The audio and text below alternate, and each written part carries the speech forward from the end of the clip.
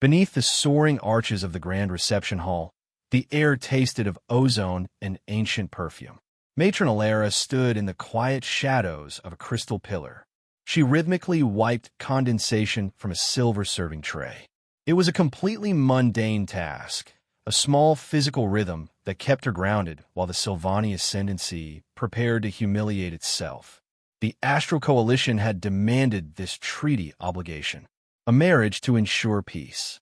Princess Kaeliner Vance stood near the throne, radiating a cold, terrifying heat.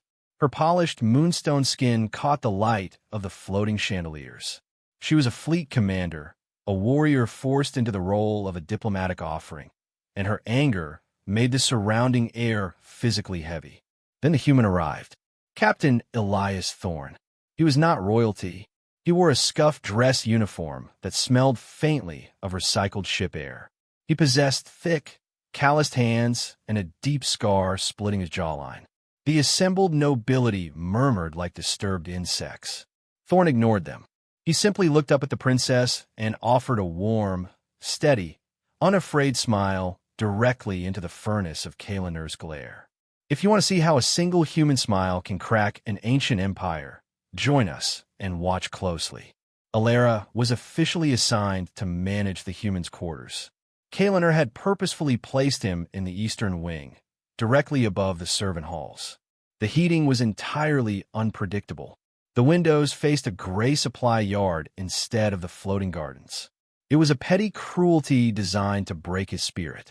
Thorne simply thanked Alara when she delivered his evening rations. "Your granddaughter," Thorne said the next morning, pouring his own water from the pitcher. "Did she pass her academy exams?" Alara froze.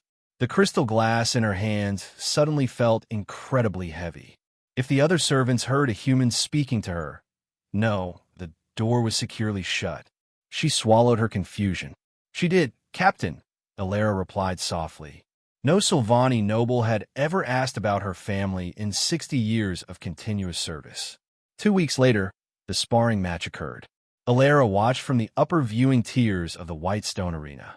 Kaliner struck with brutal, blinding speed. She threw the human across the floor, using his own momentum. Thorne hit the stone with a sickening thud. He stood back up. She knocked him down a second time. A third. 7 times the princess sent him crashing to the polished floor. 7 times, Elias Thorne rose to his feet. He wiped blood from his split lip. That same impossible smile returned to his bruised face. He possessed a stubbornness that completely defied Sylvani logic. Kaliner won the match, but she walked away looking deeply unsettled. The real test came 3 nights later. Alara was sweeping the outer corridor when she heard a sharp crack echo from Thorne's room. She immediately overrode the door lock, fully expecting to find corpse. Someone had smuggled a voidstalker centipede into the estate. The creature's bite dissolved internal organs in seconds. Duke Valus had been seen wandering this wing earlier in the evening. Thorne was sitting on the edge of his bed. He was casually wrapping a torn piece of fabric around his bleeding forearm. The centipede lay dead on the floor. Its heavily armored plating and mandibles were crushed completely flat. He had killed an apex predator with his bare hands. "Just a little pest control, matron," Thorne said calmly, tying off the makeshift bandage. Alara looked at the dead creature, then at the human who refused to die. The political fallout from this would tear the royal court apart. The royal court erupted into absolute chaos. Princess Kaliner stood before the gathered nobility and loudly accused Duke Valus of orchestrating the assassination attempt.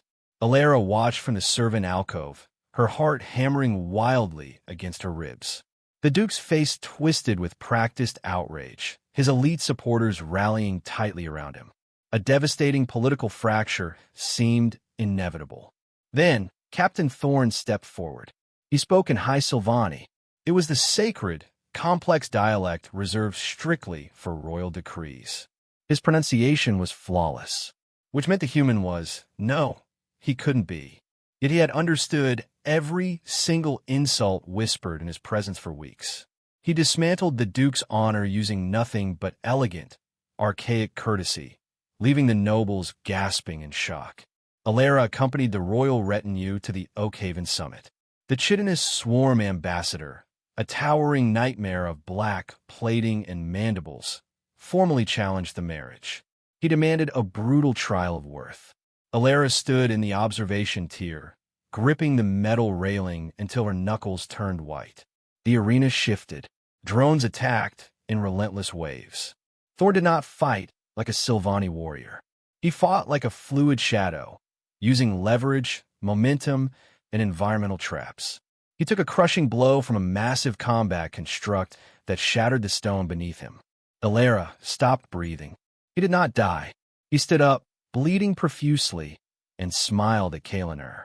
They destroyed the construct together in a synchronized blur of absolute violence.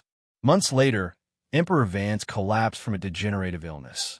Duke Valus immediately seized the orbital defense grid. He demanded Thorn's immediate execution and the dissolution of the alliance.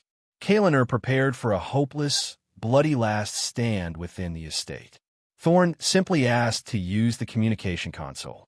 When the encrypted communication channels suddenly lit up with localized reports from the lower decks, detailing exactly how the workers' union and the estate servants had quietly crippled the Duke's supply lines just by deliberately misplacing routine shipping manifests, Alara finally understood the human's true, terrifying strategy.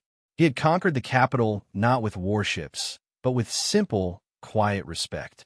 Solaran Black Ops disabled the grid minutes later. In the ruined command center, Kalinur publicly declared him her husband. 5 years passed. The chitinous swarm launched a total galactic invasion. Alara stood on the bridge of the Sovereign Dawn, serving stimulant tea to the exhausted tactical officers while the galaxy burned outside the massive viewport. The hum of the flagship's atmospheric scrubbers vibrated steadily through the floor plates. The fleet engaged the swarm deep inside the Shroud of Kale. The swarm's central hive mind ship was virtually impenetrable. Thorn volunteered to lead a suicide boarding party.